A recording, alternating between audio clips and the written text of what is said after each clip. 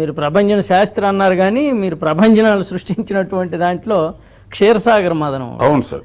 దాని గురించి చెప్పండి. అది ఒక కలర్లో వెళ్ళిందండి. నెక్స్ట్ నేను ఏం చేయాలి అనేది ఒక ఆలోచన వచ్చింది. అప్పుడు మిడిల్ క్లాస్ డ్రామాలో ఈ కులాల వల్ల మిడిల్ క్లాస్ డ్రామాలో ఎంత స్ట్రగుల్ ఉంటుంది. అగ్రవర్ణం, ఇంకో వర్ణం, ఈ రెండింటి మధ్య ఉండేటటువంటి క్లాష్ వల్ల జరిగేటటువంటి మథనమే క్షీరసాగరం మథనం. కులము లేని వాడు కలిమిచే వెలయును, కలిమి లేని వాని కులము దిగును, కులము కన్నా మిగుల కలిమి ప్రధానము విశ్వదాభిరామ వినురవే. ఇది నేను క్యాప్షన్ గా తీసుకున్నటువంటిది ఆ నాటకానికి. అది కంప్లీట్ గా దీనికి దానికి సంబంధం లేదు. ఒక శ్రీ వైష్ణవుల కుటుంబం, ఒక నాన్ బ్రాహ్మణ్ వాళ్ళ ఇంటికి వచ్చి పురాణం వినేటటువంటి వాడు. శ్రీ వైష్ణవుల కుటుంబంలో భర్త వదిలిపెట్టినటువంటి రంగనాయికి ఆ అమ్మాయికి దగ్గరికి చేరినటువంటి శాలిగ్రామం అనేటటువంటి క్యారెక్టర్. ఈ క్యారెక్టర్స్ మధ్య ఇది కంప్లీట్ గా దానికి భిన్నమైంది. అందులో నేను టైటిల్ రోల్ భుజంగం ప్రభంజన శాస్త్రి అనేటటువంటిది ఒక ఎమోషనల్ క్యారెక్టర్, ఒక విలన్ టైప్ ఆఫ్ క్యారెక్టర్ చేశాను. ఇది అచ్చం మిడిల్ క్లాస్ క్యారెక్టర్. ఒక నటుడిగా ఒక డిఫరెంట్ చెయ్యాలి అనేటటువంటి కోరిక కలిగి చేశానండి. తగ్గిన ఆర్టిస్టులు కూడా చాలా చక్కగా చేశారు.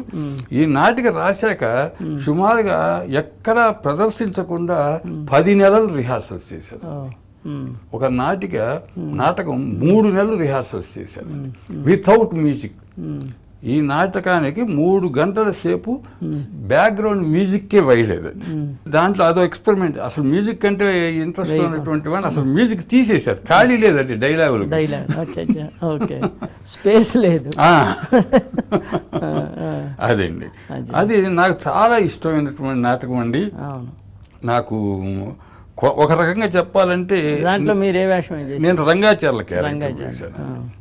నేను చూసినటువంటి జీవితాలు ఉన్నాయండి, నేను చూసినటువంటి పాత్రలు ఉన్నాయండి, ఇవన్నీ నన్ను ఇన్స్పైర్ చేసినాయండి. తర్వాత అంటే నేను బాగా పరిశోధించిన నాటికి కూడా మీది యక్షగానం అవుతుంది. అవునండి. దాని అనుభవాలు, ఆ ప్రదర్శన ఇచ్చినటువంటి తృప్తి, దాని గురించి కాస్త చెప్పండి. ఈ 2 అయిపోయిన తర్వాత అండి చెప్పాను కదా తమకి ఏదో సంథింగ్ డిఫరెంట్ చేయాలనేటటువంటి కోరికతోటి నాకు సంగీతం మీద ప్రత్యేక శ్రద్ధ ఉన్నవాడిని కాబట్టి ఒక కళాకారుడు చచ్చిపోయినా కూడా నాటకం కంటిన్యూ చేసినటువంటి కొన్ని సంఘటనలు నా దృష్టికి వచ్చినాయి. అంటే కన్న బిడ్డ కంటే కళ ఎంత గొప్పది అని అతను అనుభవించటమే కాకుండా తన అనుభవాన్ని 10 మందికి చెప్పాడు. ఆ కళ ఆదరణకు గురి కాకపోయినా, ఆదరణ కోల్పోయినా ఏదైనా సరే ఆ ఇన్స్పిరేషన్ తోటి చేశానండి. అంటే మీకు సమకాలీనంలో లేకపోతే మీకు మనకు ముందు తరం వాళ్ళు ఎవరైనా ప్రత్యక్షంగా అట్లా ఉన్నారా? మీకు ఉన్నారండి కొంతమంది. కళ మీద శ్రమ చేసి చివరికి చాలా దెబ్బతిని ఉన్నటువంటి వాళ్ళు చాలా మంది నాకు కనిపించారండి. చేసి ఇది చేద్దామని అనిపించిందండి. అందులో భట్టు వేషం, నేను అందులో భట్టు వేషం అది చేసేటప్పుడు దానికి ఎక్కువ మ్యూజిక్ సపోర్ట్ కావాలి. దానికి మ్యూజిక్ సపోర్ట్ కావాలా. అయితే నాకు మొదటి నుంచి ఈ ప్రక్రియ కూచిపూడి ప్రక్రియ నుంచి ప్రారంభం చేసుకుంటే అది ఏదైనా కావచ్చు, దేవి స్తుతి దగ్గర నుంచి ప్రారంభం చేసి అసలు వాళ్ళ విధంగా స్టార్ట్ అవుతుంది. జనానికి కొంతమంది చూడలేదండి. ఇప్పుడు దానికోసంగా నేను కొన్ని వేదాంతం సత్యనారాయణ శర్మ గారి కూచిపూడి యక్షగానాలు కొన్ని చూడటం జరిగిందండి. ఉషాపర్ణీయము, విప్రనారాయణ, ఇవన్నీ గమనించానండి. గమనించి యాక్చువల్గా నాకు ఆ దరువులు అవి నాకు తెలియవండి. నాకేమిటంటే ఒక ఇంట్యూషన్ అంటాం, అది రైటో ఏమిటో నాకు తెలియదు. ఆ ఇంట్యూషన్ ప్రకారం నేను చేసింది కరెక్ట్ అవుతుందండి, అదేమిటో నాకు తెలియదు నిజంగా.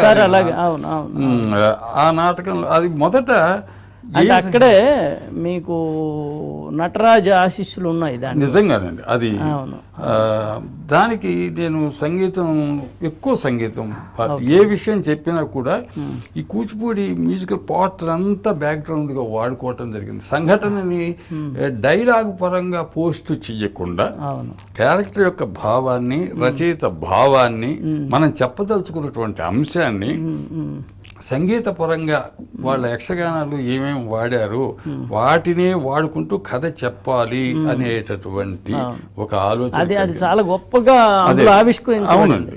అట్లానే వాళ్ళు అంబాపారాకు దగ్గర నుంచి ప్రారంభించి యక్షుడు వచ్చి రంగస్థల సంప్రోక్షణ చేసి చివరికి చేసి సంప్రోక్షణ చేసి ధూపదీపం ఇవన్నీ చేసేసిన తర్వాత గణపతి వచ్చి ఇక్కడి నుంచి నాటకం స్టార్ట్ అవుతుంది. స్టార్ట్ చేసి ఇంటర్వ్యూస్ లో మళ్ళా భామాకలాపం వస్తూ ఉంటుంది ఇతని ఇమాజినేషన్.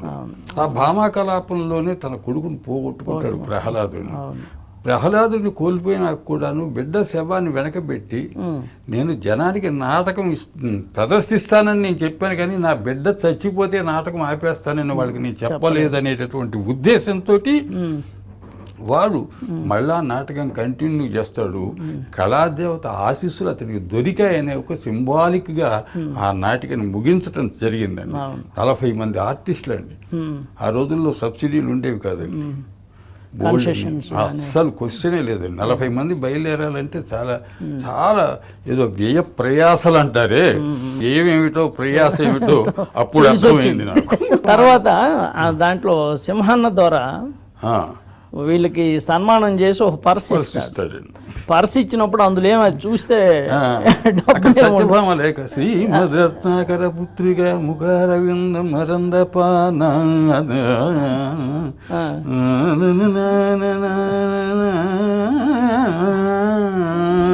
అని ఒక బ్యాక్గ్రౌండ్ లో వాయిస్ వినిపిస్తుంది. అవును. అయితే ఇది చదివి వినిపించేటప్పటికి వాళ్ళ తమ్ముడు డాన్స్ నేర్చుకుని సినిమాలో డాన్స్ డైరెక్టర్ అవుతాడు కేశవ్. వాడు వస్తున్నాడని తెలిసి ఆ డాంబిక ఉంటుంది కదా, ఇప్పుడు మనం ఎంత ఆకలి భరించినా కూడా నాటకంలో చాలా జమీందారు వేషాలు అప్పులు చేసినా కూడా 10 మందికి అప్పులు ఇచ్చేవాడిని క్యారెక్టర్ చేస్తుంటాం. ఈ డాంబికం లేనిది ఉన్నట్టు ఉంది లేనట్టు నటించడం అనేది నిజ జీవితంలో ప్రతి ఒక్కరికి అలవాటు కాబట్టి వాడు నటుడు కాగలుగుతున్నాడు.